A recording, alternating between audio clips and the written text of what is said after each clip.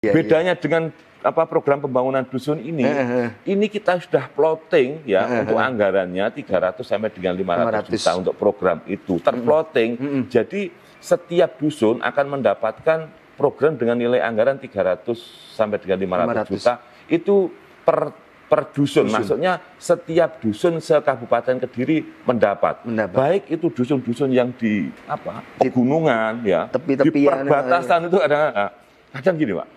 Dusun yang agak di tengah, maksudnya dari jalan raya kurang kelihatan, itu belum pembangunannya kadang-kadang tidak seperti yang kita bayangkan lah. Maksudnya biar pembangunan di Kabupaten Kediri ini bisa adil dan merata. Pemerataan Ada bentuk pemerataan. Makanya harus kita plotting setiap dusun itu mendapatkan program 300-500 juta sehingga ada bentuk nanti keadilan dan pemerataan dalam pembangunan. Kalau gitu program itu kita dekatkan di masyarakat benar-benar. Yang penting ini, manfaat dari pembangunan itu benar-benar bisa dirasakan oleh masyarakat. Itulah yang terpenting.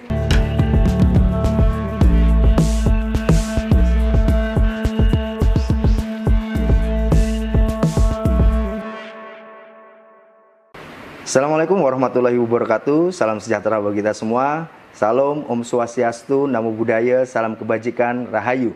Jumpa lagi bersama saya Randy Niko di program Mata Lokal Memilih. Bertempat di Pendopo Puri Keraton Kabupaten Kediri. Saat ini saya sudah bersama calon Bupati Kediri Haji Denny Widianarko. Untuk tahu lebih jauh mengenai visi misi mengenai Kabupaten Kediri di mata beliau, langsung saja kita sapa beliau. Selamat pagi Pak Denny. Pagi Mas Randy, sehat Mas Randy. Gimana kabarnya Pak? Alhamdulillah sehat ya. Baik, alhamdulillah. Fresh, alhamdulillah Pak Denny. Pak Denny, mungkin Pak Denny kan selama ini hadir sebagai pasangan calon dengan Bu Mudiawama dan sosok baru. Dan ini penantang incumbent. Nah mungkin apa sih visi misi Pak Denny untuk Kabupaten Kediri ke depan? Jadi secara umum saja kita pengen Kabupaten Kediri ini menjadi kabupaten yang mandiri, maju, sejahtera, berkeadilan. Jadi kita pengen mandiri itu dalam arti bagaimana, karena wilayah Kabupaten Kediri ini terdiri dari desa-desa. Ya. Jadi kalau kita membangun Kabupaten Kediri ke depan tuh harus kita arahkan agar desa-desa itu bisa menjadi desa mandiri. Desa mandiri itu adalah desa yang bisa menyelesaikan masalah-masalahnya, baik itu kemiskinan, pengangguran, masalah sosial dan sebagainya. Karena jangan sampai masalah ini yang tidak bisa diselesaikan di desa, akhirnya menumpuk di level kabupaten itu sudah telat. Berarti masalah itu kita mitigasi sedini mungkin di bawah agar masalah itu selesai. Syukur-syukur karena desa pun terdiri dari dusun-dusun. Nah, makanya dusun inilah yang untuk langkah dasar kita mitigasikan untuk menyelesaikan masalah-masalah ya dengan program-program kita. Begitu Mas Denny. Baik. Kalau Pak Denny kemarin saya baca sedikit bahwa visi misi program utamanya adalah pemberdayaan dusun. Nah mungkin ada sekitar Pak Denny menganggarkan 300 sampai 500 juta per dusun. Nah mungkin bisa dijelaskan sedikit Pak, apa sih yang sebenarnya dimaksud dengan itu? Jadi seperti saya sampaikan di depan, untuk menjadikan Kabupaten Kediri ini mandiri, maju, kuat, hebat dan sebagainya, tentunya harus kita dorong agar di elemen terbawah pemerintahan adalah dusun-dusun. Kita dorong dusun. Nah, cara mendorong apa? Pakai program. Program 300-500 juta rupiah ini diarahkan untuk mendorong agar terwujud dusun-dusun yang maju. Program ini dapat digunakan untuk berbagai macam bentuk kegiatan di dusun-dusun. Gitu ya. Jadi bisa digunakan untuk kegiatan pembangunan infrastruktur bila mana mungkin lingkungan atau dusun itu mungkin perlu pembangunan atau perbaikan infrastruktur bisa, atau bisa digunakan untuk mendorong kegiatan ekonomi masyarakat, baik itu pertanian, peternakan, UMKM, perikanan dan sebagainya lah. Itu bisa. Atau untuk mungkin kegiatan keagamaan, sosial. Apalagi kepemudaan, biasanya kepemudaan itu olahraga, seni budaya itu gitu, Pak Denny. Sifatnya program ini fleksibel gitu. Jadi dengan program ini diharapkan yang selama ini program itu dari atas ke bawah itu program atau perencanaan program ini kita geser ke bawah ke dusun-dusun sehingga masyarakat bisa terdampingi dengan program itu bisa mungkin masyarakat dengan didampingi program, kalau ada masalah bisa menyelesaikan masalah di dusunnya, lingkungannya dengan program itu. Kalau ada kegiatan bisa menggunakan program itu untuk mendorong kegiatannya agar maju dan berkembang. Tapi yang perlu diingat satu hal, ini adalah program bukan dana. Ya gitu ya. Ya artinya itu meluruskan ekspektasi masyarakat bahwa ya 300-500 itu adalah bentuknya program ya Pak Denny. Program, jadi itu pun sudah kita tempel di banner-banner. Saat saya sambang dusun itu saya sampaikan program, saya tidak pernah menyampaikan itu. Siap. Nah, untuk mekanisme dan pengelolaan pemantauan penggunaan agar transparan nantinya seperti apa ini Pak? Jadi gini, semua program itu harus akuntabel, ya, harus transparan. Ya. Jadi intinya prinsip good governance itu harus kita jalankan. Dan pertama untuk prinsip good governance itu adalah bagaimana perencanaan pembangunan ke depan itu mengikut sertakan masyarakat atau partisipasi publik. Ya, ini mungkin agak panjang sedikit. Nggak apa-apa. Jadi selama ini seringkali program-program yang ada karena kurangnya partisipasi publik, sehingga program yang ada itu kurang tepat sasaran. Bisa dibayangkan kalau anggaran ya untuk program itu tidak tepat sasaran, maka manfaat yang dirasakan masyarakat terkait dengan adanya program, saya yakin tidak akan maksimal. Ya. Nah, untuk itu perlu kiranya ada bentuk partisipasi publik. Makanya program 300-500 juta ini kita geser ke dusun dalam kita libatkan masyarakat untuk merencanakan atau memilih kira-kira program yang tepat untuk dusunnya, untuk kegiatannya apa, biar masyarakat sendiri. Karena saya meyakini sebenarnya yang paling paham tentang kondisi dusun. Permasalahannya itu bukan bupati. Benar ya, kalau ada jalan lubang, ada mungkin saluran kurang, pasti masyarakat sendiri. Benar kan? Betul. Nah, makanya kita ajaklah masyarakat ya, yang paling paham, paling tahu ya, untuk merencanakan kira memilih dari program 300-500 juta ini nanti digunakan untuk apa. Sehingga kalau kita ajak masyarakat berpartisipasi, saya yakin program ini akan tepat sasaran. Kalau program ini tepat sasaran, saya yakin akan memberikan manfaat yang maksimal. Nah, tentang nanti mungkin pengawasan bagaimana ya. Intinya yang pertama kita nanti secara internal akan mengawasi. Jadi saya jamin secara internal saya akan awasi bahwasanya program itu akan satu tepat sasaran, yang nggak ada bentuk penyelewengan. Pengawasan internal kita. Tapi dengan kita mengajak masyarakat berpartisipasi, sebenarnya masyarakat itu bisa kita ajak untuk saling mengawasi dari program itu. Jadi kalau misalkan dari informasi masyarakat program ini kurang itu, ada mungkin ada hal yang kurang tepat, bisa dilaporkan ke kita. Nah, itu makanya partisipasi publik itu di situ. Dan satu hal lagi. Jadi saya ajak mungkin kayak rekan-rekan pers, rekan media untuk bareng-bareng ya. Kita mengawasi, kita kawal agar Kabupaten Kediri ini program-programnya bisa berjalan dengan baik, bisa nanti bisa benar-benar menjadi kabupaten yang maju. Ya, kita harus bareng-bareng seperti itu ya. Pengawasan bareng-bareng ya Pak ya. Baik, Pak Denny, selama ini kan yang saya tahu, Bapak kan aktif melakukan sambang dusun, bahkan keliling di 1.000 sekian ratus dusun di Kabupaten Kediri. Nah, mungkin apa sih tujuannya Pak sebenarnya yang dilakukan Pak Denny ini?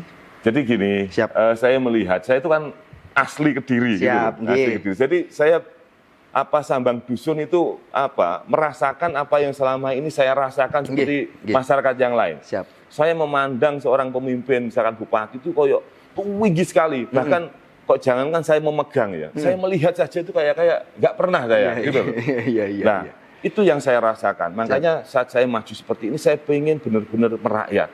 Saya pengen benar-benar mendekat. Oh, ternyata bupati itu bisa diajak ngomong. Oh, ternyata bupati bisa diajak diskusi. Bahkan bupati itu bisa diajak foto, dijiwet juga bisa gitu. Gitu ya. Jadi benar-benar nggak ada gap ya Pak ya, nggak ada jarak antara masyarakat. Makanya karena membangun Kabupaten Kediri nggak bisa one man show, bupati seperti Superman, nggak bisa. Jadi harus melibatkan elemen masyarakat. Ini yang bedanya saya dengan bupati-bupati sebelumnya. Jadi bedanya saya nanti menumbuhkan tidak ada jarak antara masyarakat dengan pemimpinnya gitu ya Pak. Bareng-bareng. Istilah kalau falsafah Jawa itu kita harus punya prinsip ing ngarso song tulodo, ing madya mangun karso, tut uri handayani. Ya, itu prinsip yang saya pegang. Baik, tadi kan Pak Denny mengutip sedikit bahwa perlunya ada keterlibatan masyarakat dalam prioritas pembangunan di setiap dusun maupun kabupaten desa gitu. Ya. Nah, mungkin penekanannya seperti prioritasnya seperti apa, Pak? Nantinya bentuk implementasinya nanti. Oh, implementasinya gini. Jadi dengan program 300 sama dengan 500 juta itu nanti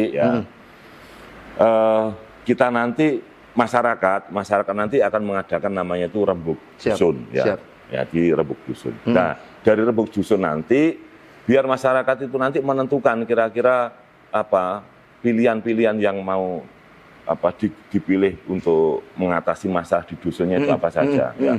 Misalkan nanti pilihan infrastruktur ya apa bentuknya, mungkin peternakan atau apa macam-macam terserah masyarakat ya.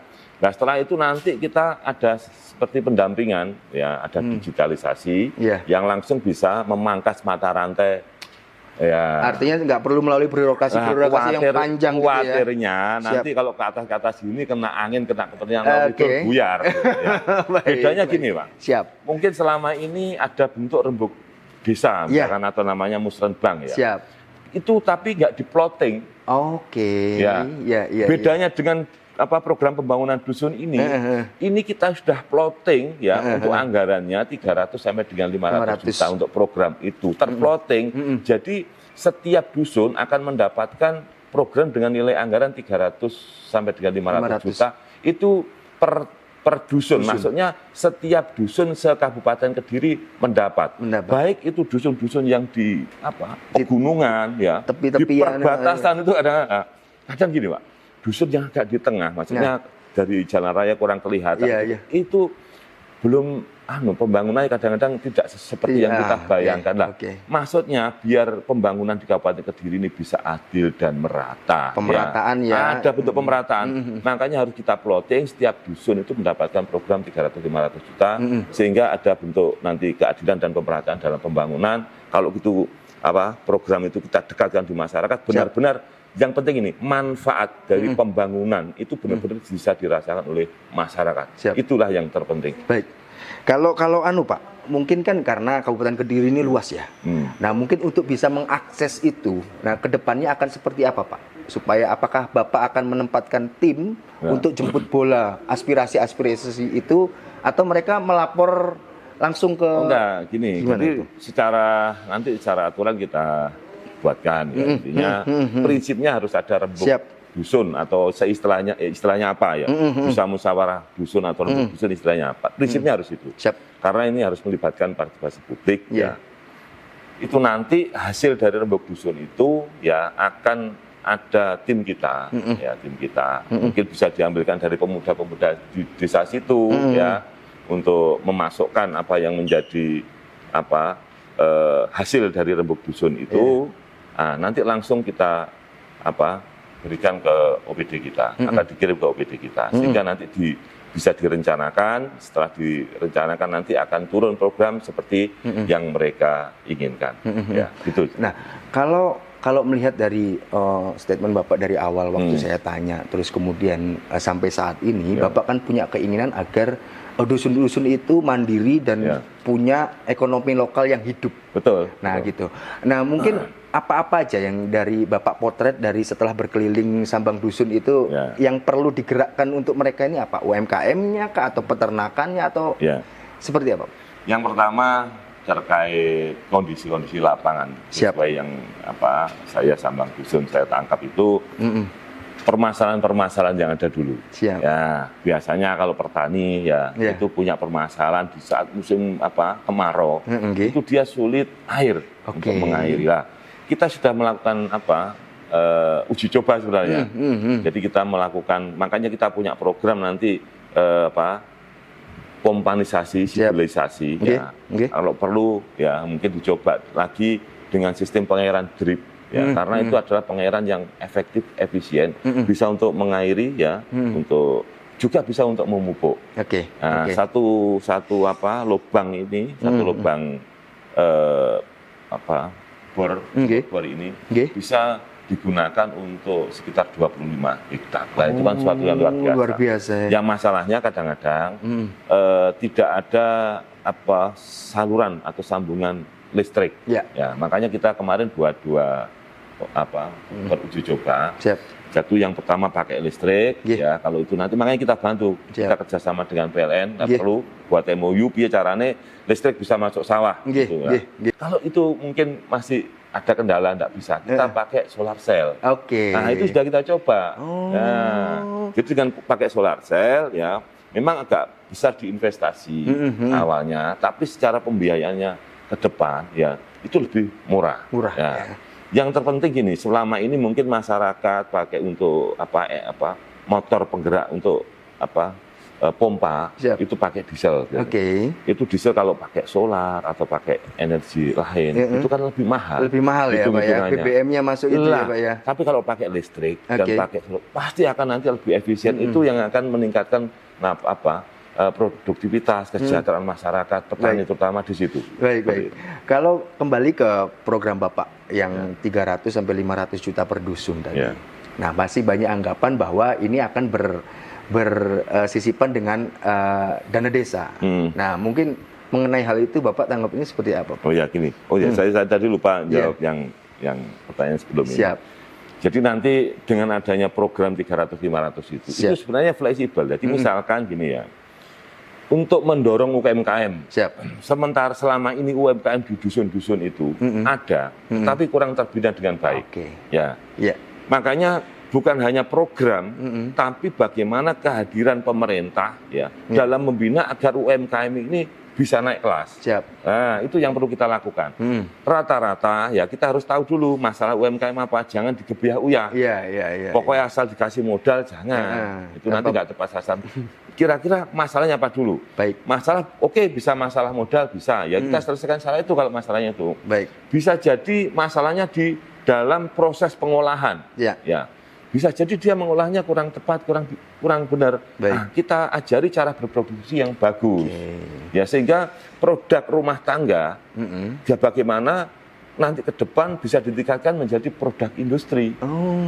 Bagaimana ke depan dengan adanya program 300-500 itu kita bina masyarakat, bagaimana hasil bumi bisa menjadi produk industri. Itu harapan saya ke depan. Nah, masalah market, masalah market, kita yang pertama untuk market lokal, kita akan bantu untuk market itu kita bantu, bahkan kita akan membuat namanya itu BUMD di dalam bidang pemasaran. Karena apa?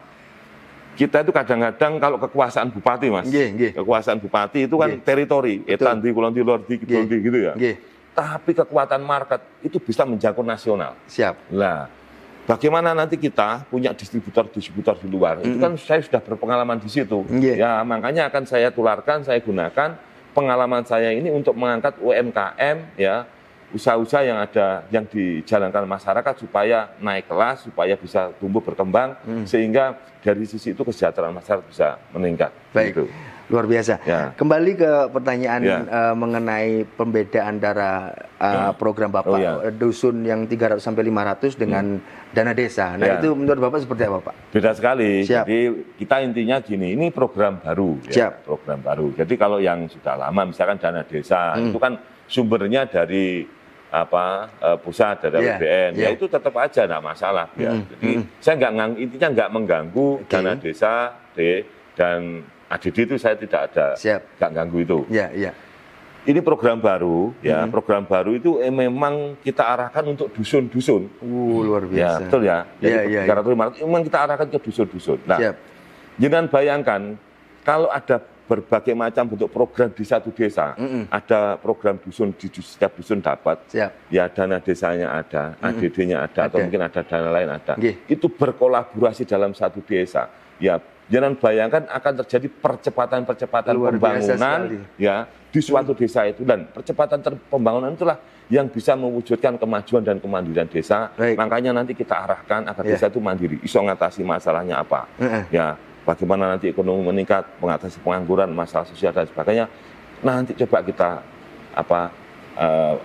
arahkan agar desa-desa yang di Kabupaten Kediri bisa menjadi kuat dan mandiri. Karena dari desa yang kuat mandiri itulah yang akan bisa menghantarkan Kabupaten Kediri yang kita cinta ini menjadi Kabupaten Kediri yang hebat. Nah, gitu loh. Makanya tagline saya, desa kuat Kediri hebat. Nah untuk bisa, kan ini kan beda antara ADD dengan dusun yang anggaran Bapak Beda. itu. Nah, mungkin koordinasinya antar pemerintah kabupaten dengan pemerintah desa dengan pemerintah dusun nantinya seperti apa, Pak? Jadi gini, makanya kita nanti harus ada tim tertentu ya Siap. untuk tim sinergi lah. Siap, gitu. siap. Jadi tim sinergi. Jadi jangan dibiarkan sakar PDW juga boleh. Jadi makanya untuk program pembangunan dusun pun kita kasih nanti kisi-kisi ya, kisi-kisi supaya masyarakat mengisi nggak harus bisa terarah dengan program-program arah sasaran ke depan. Jadi di bidang infrastruktur nanti berapa persen, terus untuk mungkin pertanian berapa, perikanan, peternakan dan sebagainya berapa. Tapi biar masyarakat yang milih, tapi kisi-kisinya dari Artinya kita. sudah ada Ya. di kepala Betul. Pak Denny ya, Bapak. Betul lah, Siap. nanti sinergi dengan mungkin program-program yang lain ya seperti apa. Jadi makanya kita harus tahu konsep potensi desa atau wilayah setempat itu nanti diarahkan seperti apa agar terwujud desa yang kuat dan mandiri. Siap. Jadi pasti akan saya akan turun, akan saya berikan tim terbaik untuk mengawal desa dusun itu agar benar-benar menjadi desa yang maju, kuat, mandiri itu. Baik. Mengingat jumlah dusun di Kabupaten Kediri ini kan sekitar 1.176, Pak. Betul ya. Nah, mungkin seiring Bapak mobilisasi dengan program Sambang Dusun itu, Ya. mungkin Bapak sudah memotret tantangan utamanya di Kabupaten Kediri itu apa sih, Pak? Jadi gini, secara umum Siap. ya, tantangan di Kabupaten Kediri itu satu kemiskinan, Ya, ya, oke. pengangguran. Kita ambil contoh saja data ya, kalau Ya. nggak salah. Tadi saya juga Siap. khawatir lupa saya. Iya. Secara data khawatir lupa. Nggih. Kalau nggak salah ini ya. Siap. Itu kalau kemiskinan kita itu di Kabupaten Kediri itu sekitar 10,7 atau 10,7% berapa. masih lumayan ya, Pak ya. Kalau 10,7 Iya. dikalikan jumlah penduduk kita, kan sekitar 170 berapa Iya. juta itu masih miskin. Miskin. Ya, toh. Yang kedua terkait dengan tingkat pengangguran Betul, terbuka, betul. ya, itu sekitar 57 atau 5 berapa, hampir 6%. 6%. Itu masih tinggi maksudnya. Kadang-kadang kita itu seolah-olah menganggap bahwasanya apa yang dilakukan Kediri itu tumbuh meningkat. Tapi gini, kalau berpikir saya gini, tumbuh meningkatnya itu seberapa banyak, seberapa cepat Ya. dibanding, Ya. ada mengkomparasi daerah-daerah sekitar Ya. jauh. Ya, ini kalau nggak salah boleh saya. Boleh, bacakan. monggo, Pak, silakan. Jadi misalkan ini ya, untuk misalkan pertumbuhan ekonomi ya, Iya. ini menurut data BPS, Kediri itu 4,35 ya. Ya. Sementara Trenggalek itu 4,92, Wow. Tulungagung 4,91, Iya, Ponorogo iya. 5,14. Padahal lawan Ponorogo ini. Mojokerto 5,15, Jombang 5,04. Iya, Itu iya. berarti menunjukkan Kabupaten Kediri itu perekonomiannya kalah maju, Iya, kalah cepat. Kurang ya. Ya, oke. Untuk data kemiskinan misalkan 10,72%. Siap. Itu kalau misalkan dibanding Tulungagung, jumlah kemiskinannya itu 6,53% cuma. Kecil kan? Iya. Kota Kediri 7,51, Kota Blitar 7,30. Baik. Ya. Nah, bahkan di Jombang, Mojokerto itu masih di bawah 10. Berarti Kediri 10,72 itu masih tinggi. Itu masalahnya. Iya. Nanti kemiskinan ya, terus pengangguran. Itu harus segera cepat ditangani ya, agar mungkin tingkat kesejahteraan masyarakat meningkat. Ya. Kalau tingkat kesejahteraan masyarakat meningkat, saya yakin daya beli pun meningkat. Ya. Itu akan menggerakkan ekonomi yang punya multiplier efek yang luar biasa untuk pertumbuhan Kabupaten Kediri ke depan. Pak, ini kita sedikit berandai-andai. Mungkin ketika Bapak nanti jadi bupati Kediri, nah itu kan Bapak juga punya program. Sementara program di kepala daerah sebelumnya itu kan sudah berjalan. Nah itu kan memunculkan konflik of interest di internal. Mungkin ada solusi nggak Bapak mengenai hal ini? Semua itu harus kita sinkronkan. Siap. Jadi, saya tuh nggak bisa bilang cocok, nggak cocok, nggak bisa. Jadi kita harus logis, kita sinkronkan semua. Tapi yang prinsipnya program-program saya akan saya jalankan. Baik. Karena program ini yang saya akan yakini bisa mendorong terjadinya percepatan kemajuan di Kabupaten Kediri. Tapi semua akan kita sinkronisasi, kita perbaiki, sifatnya seperti itu. Nah, kalau mengingat kembali ke program utama ya Pak, bahwa 300 sampai 500 juta per dusun. Nah, itu untuk memastikan bahwa program ini berjalan dan ini akan menjadi jangka panjang. Konsep Mas Denny seperti apa? Jadi begini, Saya yakin program ini bisa berjalan. Siap. Ya, dan mungkin bisa diteruskan. Dari hasil nanti yang akan saya capai. Saya yakin bila mana nanti ini hasilnya bisa bagus, maksimal, bisa benar-benar mendorong ya Kabupaten Kediri ini untuk menjadi lebih derajat percepatan kemajuan yang bisa kita capai dengan program ini. Siapapun jadi bupatinya ke depan pasti akan menjalankan program seperti ini yang sifatnya mengikut sertakan partisipasi publik. Yang kedua, program yang benar-benar untuk didekatkan dengan warga ya. Kalau namanya istilahnya terserah apa saja, tapi secara prinsip saya yakin akan terus dijalankan. Iya gitu, jangka panjang tuh Pak. Jangka panjang. Baik. Karena itu prinsipnya seperti itu. Kalau nggak ada good governance mengikut sertakan partisipasi publik ya mungkin kan nggak mungkin. Iya. Pasti. Nah, kalau ada pertanyaan bahwa ini tidak mungkin akan langsung dilaksanakan ketika nanti Pak Denny terpilih. Nah, jawabannya Pak Denny seperti apa itu? Jadi gini. Jadi kita nanti akan menjalankannya di periode kedua. Karena periode pertama, ya yang pertama pasti itu masih menggunakan anggarannya Mas Tito, gitu ya.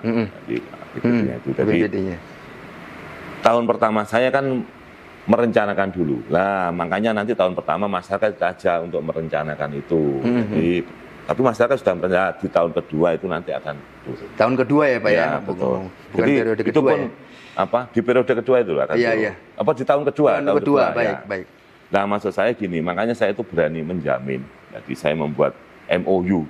Setiap sekali sambang dusun saya membuat MOU. Saya mungkin sudah 900 lebih dusun saya kunjungi. Ya, dari 1176 itu saya buat MOU atau perjanjian. Dengan masyarakat langsung ini perjanjian luar biasa. Bila dalam waktu 2 tahun masa kepemimpinan saya nanti, apabila saya tidak bisa menganggarkan program pembangunan dusun sebesar 300-500 juta, maka saya siap mundur sebagai Bupati Kediri. Ini gini, jangan sampai program unggulan, program utama kita, itu tidak bisa terwujud. Karena Bupati ini, visi misi programnya ya itu jangka waktunya kan 5 tahun. 5 tahun itu harus terwujud. Nah, itu dibiayai oleh APBD. Per tahunnya kalau misalkan 3,6 triliun, berarti untuk membayar visi misi program Bupati ini sekitar 17 sekian triliun. Iya toh? Nah, ini kalau nggak jalan terus akhirnya bahasa Jawa ini belendrang. Iya, belendrang. Belendrang di tahun setelahnya, berarti ini bahaya. Satu program dibiayai 2 anggaran. Nah, logikanya, padahal anggaran itu dari masyarakat. Masyarakat bayar pajak dan sebagainya. Jangan sampai kita itu, istilahnya itu, dalam mengelola anggaran itu kurang, perencanaan, dalam mengelola anggaran itu terlalu serampangan. Sehingga kita kasihan masyarakat karena dia sudah bayar pajak. Baik. Ini akan saya selesai. Baik. Ini pertanyaan pribadi saya, Pak. Saya penasaran soalnya. Pak Denny ini kan sebenarnya kalau dari sisi kekayaan kan sudah selesai sama diri sendiri. Nah, kenapa kok memilih jadi calon Bupati Kediri? Jadi yang pertama, Papan Hari itu tokoh-tokoh masyarakat yaitu mendorong saya untuk maju. Oke. Tapi saya menjadi bupati itu punya keinginan besar. Saya itu hidup sekali. Dalam arti untuk terpenuhinya kecukupan saya dan keluarga, alhamdulillah sudah. Selesai ya. Saya hidup sekali, saya pengen abdikan diri saya sebagai putra daerah itu untuk membangun tempat lahir tumbuh besar saya. Baik. Terutama ini di Kabupaten Kediri ini, agar benar-benar Kabupaten Kediri ini bisa menjadi Kabupaten Kediri yang hebat. Ini hidup saya sekali akan saya gunakan untuk membangun Kabupaten Kediri agar menjadi Kabupaten Kediri yang hebat. Luar biasa ya Pak. Pak, ini sesi terakhir sebelum saya closing statement. Mungkin saya beri waktu 2 atau 3 menit ke Pak Denny untuk menyatakan atau mengajak kepada calon-calon pemilih di Kabupaten Kediri untuk memilih Pak Denny. Monggo kami. Halo, assalamualaikum masyarakat Kediri. Saya doakan sehat selalu. Jangan lupa tanggal 27 November kita tentukan masa depan Kabupaten Kediri. Semua saya ajak untuk bareng-bareng berjuang dalam mewujudkan Kabupaten Kediri yang hebat. Untuk mewujudkan itu saya ajak bersama-sama untuk mencoblos nomor 1 atau paling enak coblos saja blankone. Begitu bolo Ya, jangan lupa tanggal 27 November kita menangkan paslon nomor 1 Denny Mutawamah. Coblos belangkone. Baik, Tribuners, itu tadi bincang santai saya bersama Pak Haji Denny Widianarko. Semoga bisa diambil manfaatnya. Saya Rendy Niko Ramanda, pamit. Assalamualaikum warahmatullahi wabarakatuh.